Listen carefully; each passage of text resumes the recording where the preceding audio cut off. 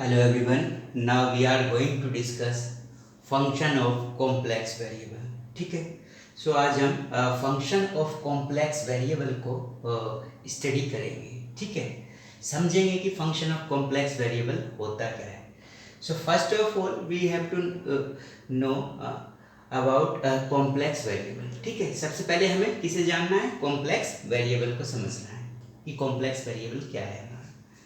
Complex variable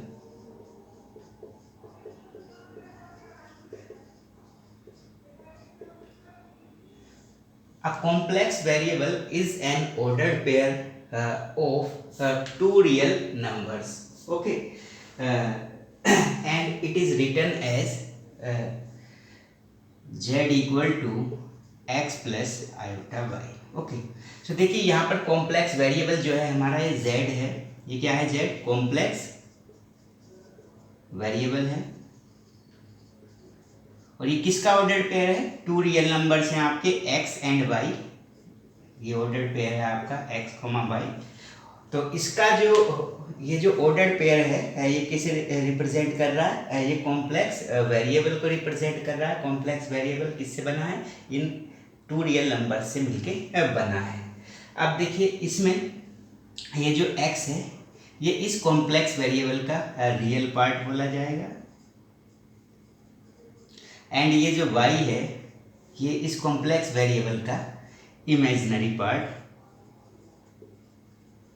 बोला जाएगा. ठीक है. और आप जानते हैं ये आयोटा है, और आयोटा क्या होता है आपका? Square root of -1. It is an imaginary number. Okay, so iota होगा आपका अंडर रूट -1. सो इस ऑर्डर्ड पेयर से मिलके बना आपका एक कॉम्प्लेक्स वेरिएबल z. ठीक है. सो इस फॉर्म को, कॉम्प्लेक्स वेरिएबल की इस फॉर्म को हम बोलते हैं कार्टेशियन फॉर्म. ठीक है.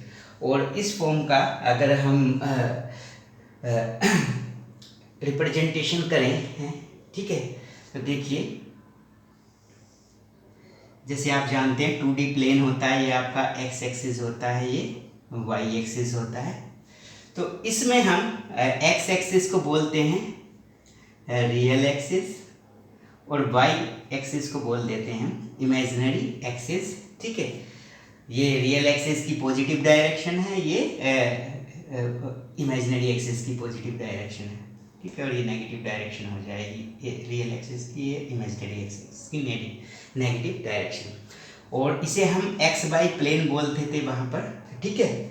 सो यहाँ पर हम जब किसी कॉम्प्लेक्स नंबर का रिप्रेजेंटेशन करेंगे इस प्लेन पर, तो इस प्लेन को हम बोलते हैं आर्गेंट प्लेन, और इसे बोल सकते हैं हम जेड प्लेन. ठीक है. बिकॉज यहाँ पर कॉम्प्लेक्स नंबर z जो है वो x प्लस आयोटा बाई है, तो इसे जेड प्लेन भी बोल सकते हैं आप, और एनालिटिक प्लेन भी बोल सकते हैं. ठीक है. अब जैसे सपोज आपके पास एक कॉम्प्लेक्स नंबर है z equal to 2 plus 3 iota. ठीक है. तो आप इस पर इस आर्गेंट प्लेन पे इस कॉम्प्लेक्स नंबर को रिप्रेजेंट कर सकते हैं. तो यहाँ पर z जो है ये किसका ऑर्डर पेयर है? 2 और 3, क्योंकि यहाँ पर मैंने बताया था जो z होता है वो x और y का ऑर्डर पेयर होता है. तो यहाँ पर ऑर्डर पेयर जो होगा वो 2 3 होगा.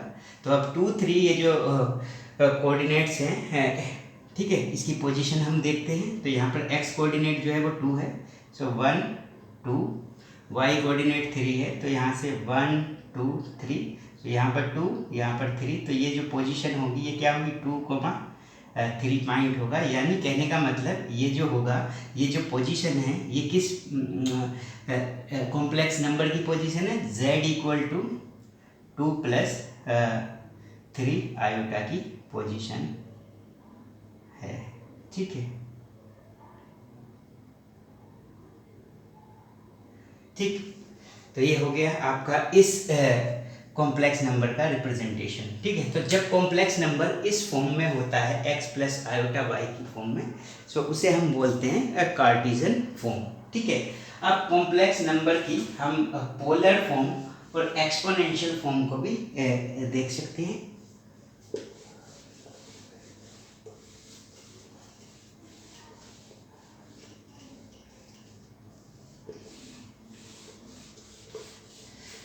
अब सपोज हमारे पास कॉम्प्लेक्स वेरिएबल था z equal to x plus iota y cartesian form में, तो हमने इसे आर्गेंट प्लेन पर रिप्रेजेंट किया।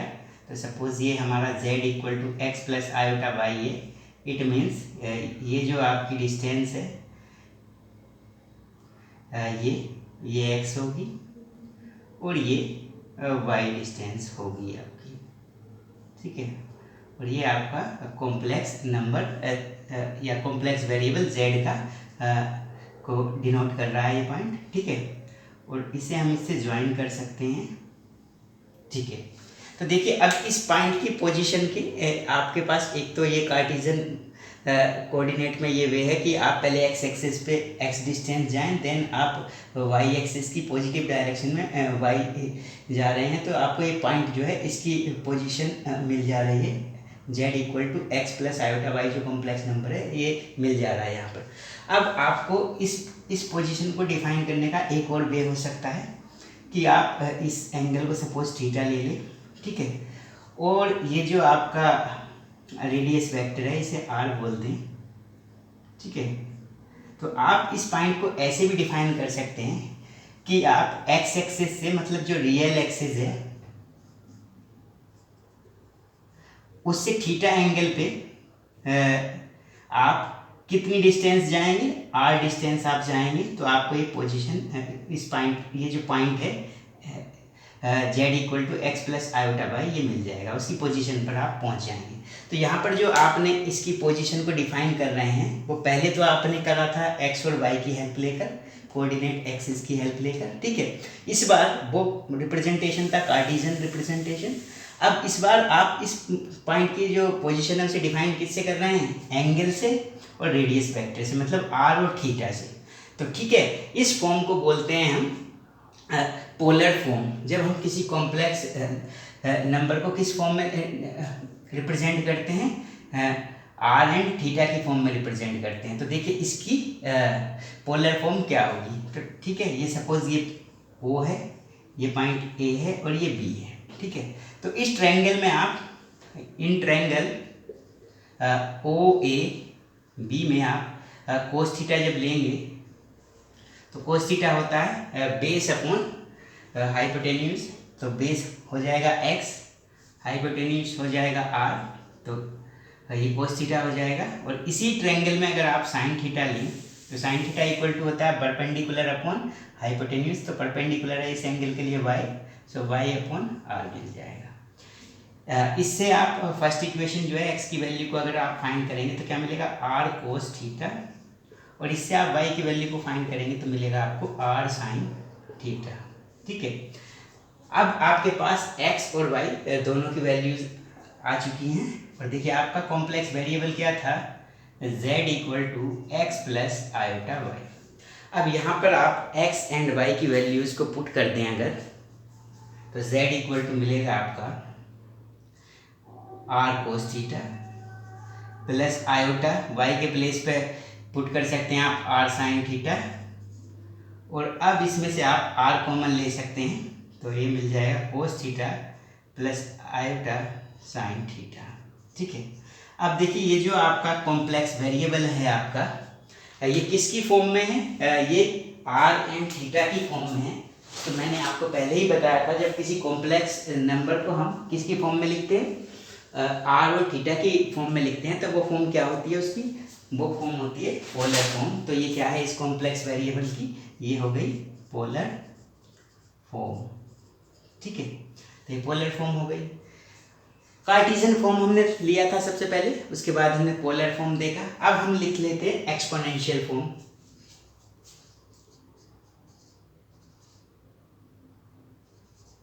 रियल फॉर्म, एक्सपोनेंशियल फॉर्म को देखेंगे अब आप, ठीक है। तो देखिए एक्सपोनेंशियल फॉर्म में क्या होगा, मैंने आपको एक फॉर्मूला बताया है कि cos theta plus iota sine theta जो होता है वो किसके इक्वल होता है, e टू दी पावर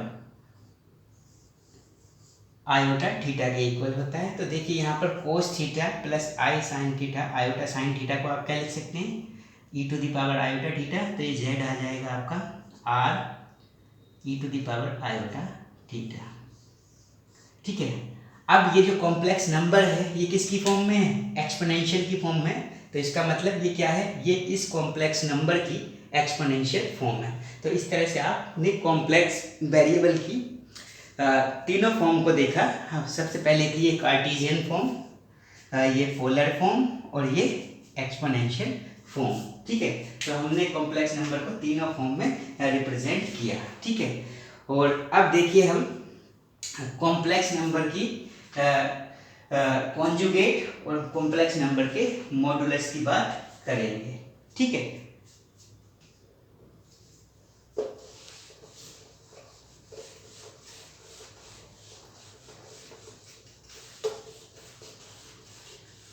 तो देखिए अब कॉन्जुगेट ऑफ कॉम्प्लेक्स नंबर को देख लेते हैं। Conjugate of a complex number, और कॉम्प्लेक्स वेरिएबल भी लिख सकते हैं आप। ठीक है, तो कॉम्प्लेक्स नंबर को हम डिनोट कर देते हैं जेड से। ठीक है, तो देखिए कॉम्प्लेक्स नंबर का हमें कॉन्जुगेट फाइंड करना है। सपोज हमारे पास एक कॉम्प्लेक्स नंबर है, let z equal to x plus iota y be a complex number, then the conjugate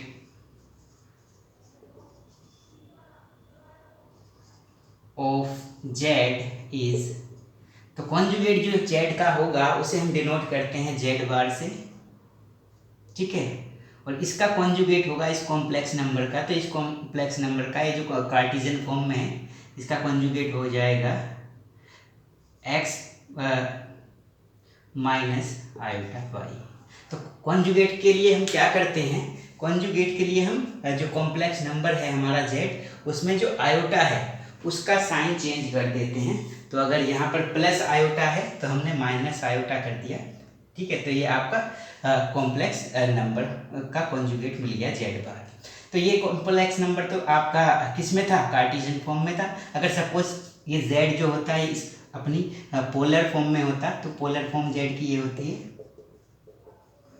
तो देन इसका कॉन्जुगेट क्या हो जाता है z बार। यहाँ पर भी आप आयोटा का साइन चेंज कर सकते हैं, तो ये इसका कॉन्जुगेट हो जाता। और अगर ये कॉम्प्लेक्स नंबर किस फॉर्म में होता है? एक्सपोनेंशियल फॉर्म में, मतलब r e to the power iota theta की फॉर्म में होता, देन इसका z बार कितना हो जाता? r e to the power minus iota theta. तब भी आपको यहाँ पर जो आयोटा है उसका साइन चेंज करना है, आयोटा का साइन चेंज कर कर आपको कॉम्प्लेक्स नंबर का कॉन्जुगेट मिल जाएगा। ठीक है, तो अगर इसकी आर्गेन प्लेन पे रिप्रेजेंटेशन की बात करें, तो अगर ये कोई कॉम्प्लेक्स नंबर है आपका z equal to x plus iota y, तो ये आपकी डिस्टेंस ये x होगी, ये y होगी। ठीक है, और ये r। ठीक है, तो इसका जो कॉन्जुगेट आपको मिलेगा वो कहाँ पर मिलेगा? ये इसका कॉन्जुगेट मिल जाएगा।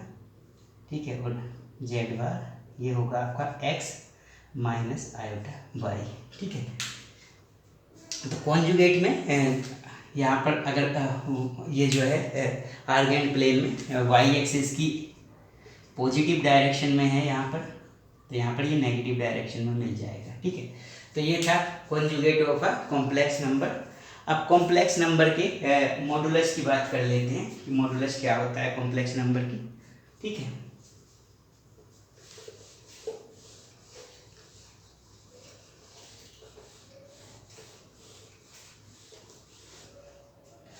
नाउ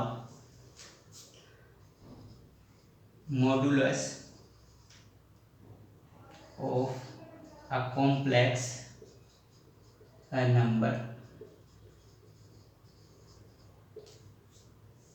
अब देखिए सपोज हमारे पास एक कॉम्प्लेक्स नंबर है, let z equal to x plus iota y be a complex number.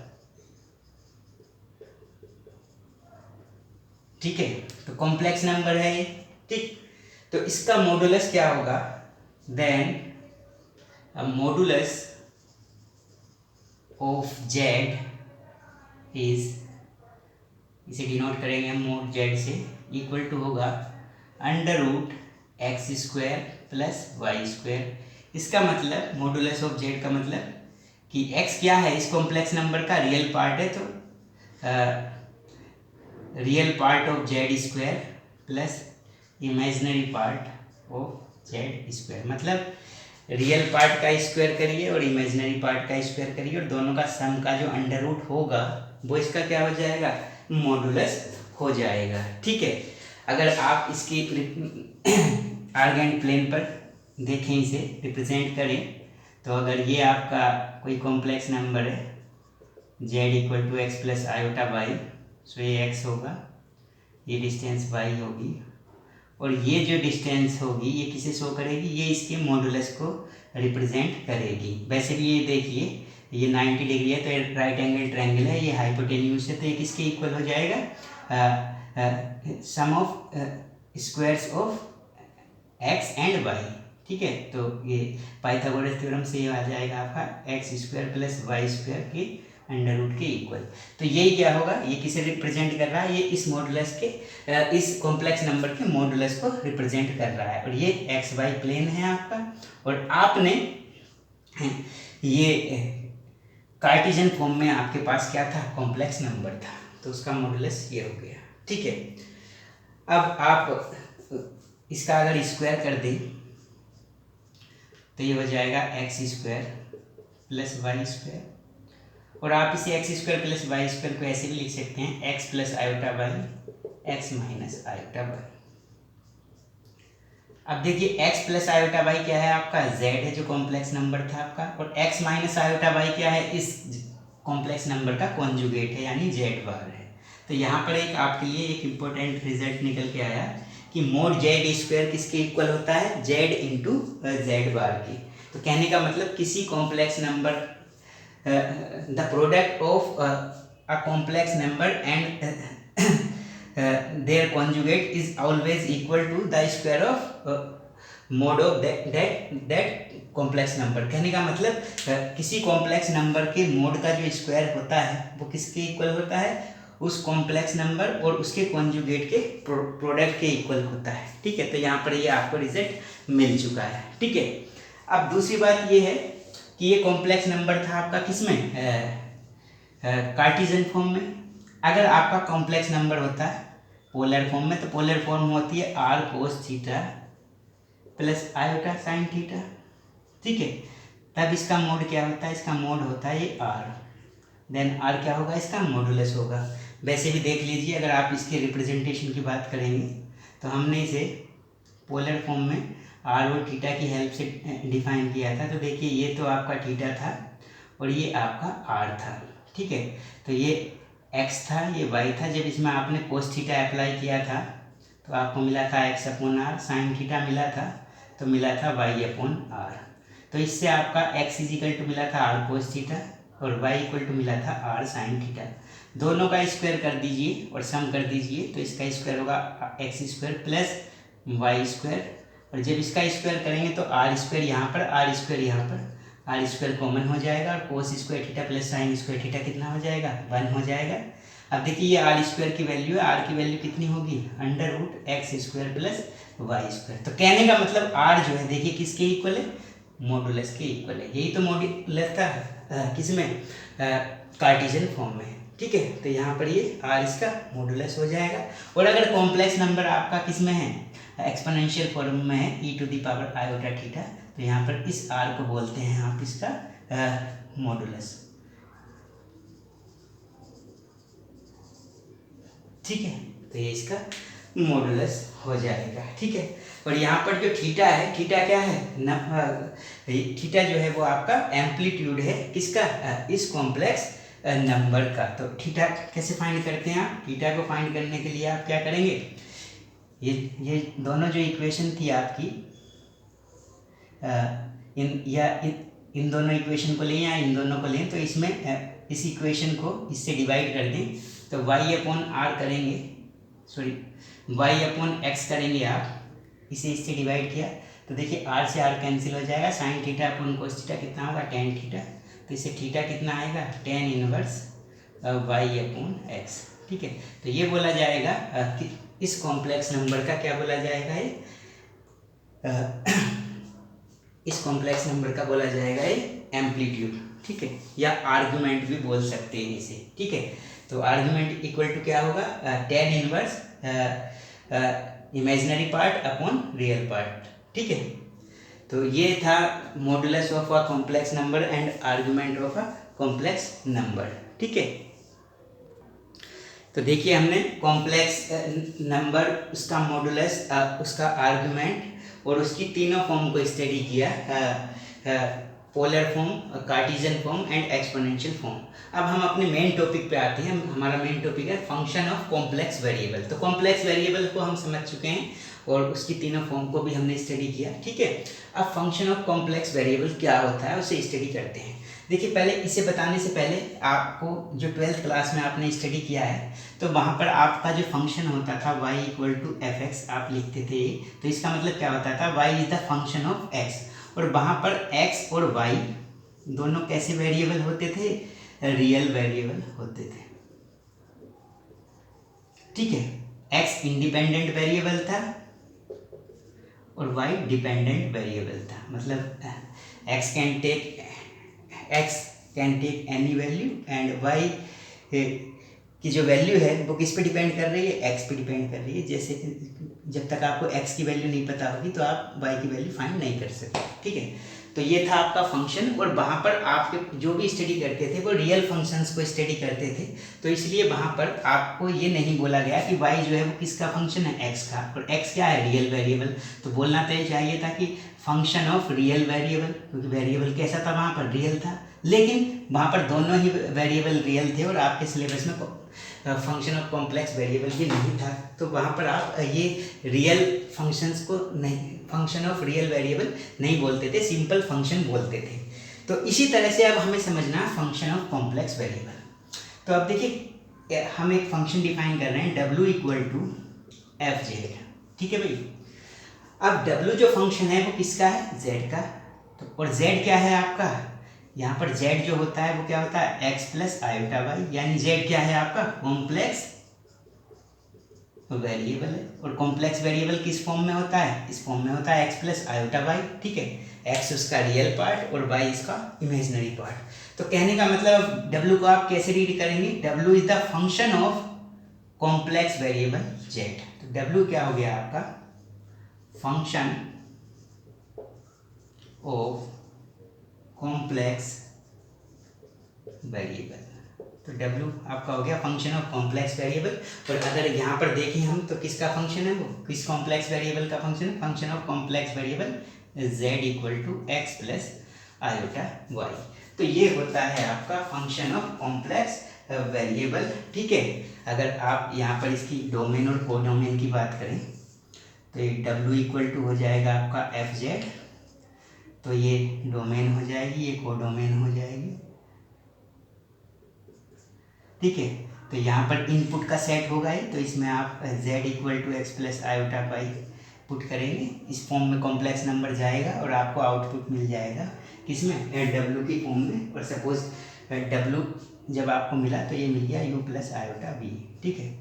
जो आपको इसकी इमेज मिलेगी इस वो भी किस में होगी, कॉम्प्लेक्स पॉइंट होगा इसकी। अगर क्या कहते हैं ये आपका कॉम्प्लेक्स नंबर है तो इसकी इमेज एक यहाँ पर कॉम्प्लेक्स नंबर होगी जिसे आप डिनोट कर रहे हैं u प्लस आयोटा b से, ठीक है। तो ये था आपका फंक्शन ऑफ कॉम्प्लेक्स वेरिएबल, ठीक है। अब जैसे एग्जाम्पल के लिए इसका एग्जाम्पल हम ले सकते हैं। सपोज जैसे आपका w है वो इक्वल है z बार के, ठीक है। तो देखिए w किसके इक्वल होता है, u प्लस आयोटा v। हमने सपोज कर लिया कि ये w क्या है, u प्लस आयोटा v है, और z बार, तो z की वैल्यू होती है x प्लस आयोटा y, तो उसका बार कर देंगे। मतलब बार मीन्स ये कॉन्जुगेट है उसका, तो u प्लस आयोटा v मिलेगा आपको। कॉन्जुगेट की ये प्रॉपर्टी होती है कि ये क्या होगा, देखिए x प्लस आयोटा y का कॉन्जुगेट क्या होगा, x माइनस आयोटा y होगा। अब रियल पार्ट को और इमेजिनरी पार्ट को इक्वेट करेंगे, क्योंकि टू कॉम्प्लेक्स नंबर अगर इक्वल हैं तो उनके रियल और इमेजिनरी पार्ट्स कैसे होते हैं, इक्वल। तो u इक्वल होगा x के एंड v इक्वल होगा माइनस y के। तो u और v आपको मिल चुका है, ठीक है। तो देखिए कहने का मतलब जब आप इसमें ये कॉम्प्लेक्स नंबर पुट करेंगे तो उसकी इमेज आपको किस फॉर्म में मिलेगी, u प्लस आयोटा v की फॉर्म में मिलेगी। ठीक है, तो यहाँ पर अगर आप z की जो वैल्यू डालते हैं वो कितना डालते हैं, z बार पुट करते हैं, तो यहाँ पर u प्लस आयोटा v मिलेगा आपको, और u कितना होगा x के इक्वल, और v कितना होगा माइनस y के इक्वल होगा। ठीक है, तो ये था आपका फंक्शन ऑफ कॉम्प्लेक्स वेरिएबल। अब इसमें भी हम इसके टाइप्स की बात कर लेते हैं। ठीक है, तो देखिए types of function of complex variable में कितने टाइप्स हो जाएंगे, 2 टाइप्स हो जाएंगे। फर्स्ट होगा आपका single valued function, and second हो जाएगा आपका मल्टी वैल्यूड फंक्शन। ठीक है, अब देखिए सिंगल वैल्यूड फंक्शन क्या होता है। सबसे पहले सिंगल वैल्यूड फंक्शन की बात करेंगे, तो देखिए फंक्शन ऑफ कॉम्प्लेक्स वेरिएबल क्या होता है आपका, इस तरह से डिनोट करते हैं w equal to f z. तो ये w equal to f z जो है, a function w equal to f z is said to be a single valued function if to each value of z there corresponds one and only one value of w। ठीक है, तो कहने का मतलब ये w equal to f z single valued function बोला जाएगा। कब बोला जाएगा, अगर आप इसमें z की एक सिंगल वैल्यू पुट कर रहे हैं इस फंक्शन में, तो जो w की वैल्यू आपको मिल रही है वो z की एक सिंगल वैल्यू के लिए केवल एक वैल्यू अगर आपकी w की मिलती है, तो इस फंक्शन को बोलते हैं आप सिंगल वैल्यूड फंक्शन।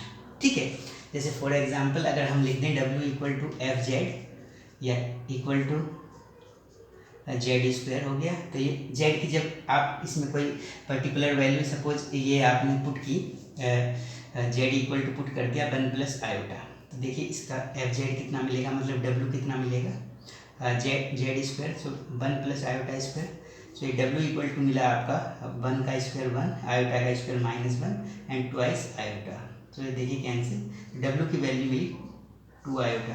तो जेड की अगर यहाँ पर हमने एक सिंगल वैल्यू पुट करी, तो उस पर जो उसकी इमेज जो डब्ल्यू की वैल्यू मिली आपको, वो भी एक सिंगल वैल्यू मिली किसी पर्टिकुलर वैल्यू के लिए जेड की। तो इस तरह के जो फंक्शन होते हैं उन्हें बोलते हैं हम सिंगल वैल्यूड फंक्शन। ठीक है, अब देखिए बात कर लेते हैं मल्टी वैल्यूड फंक्शन में। तो मल्टी वैल्यूड फंक्शन किसे बोलते हैं हम, a function w equal to f z is said to be multi-valued function if to each value of z there corresponds more than one values of w। ठीक है, अगर आपको z की value put कर रहे हैं आप इसमें, मतलब इनपुट दे रहे हैं इसमें, तो जो आपको आउटपुट मिल रहा है, जो w की वैल्यू मिल रही है, वो z की एक वैल्यू के लिए एक से ज़्यादा वैल्यू अगर आपको मिल रही हैं, ठीक है, तो इस टाइप के फंक्शन को हम बोलेंगे मल्टी वैल्यूड फंक्शन। ठीक है, तो ये हो गया मल्टी वैल्यूड फंक्शन। एग्जाम्पल के लिए आप डिफाइन कर सकते हैं w equal to f z, यहाँ पर आप लिख लेंगे साइन जेड, और यहाँ पर लिख देंगे आप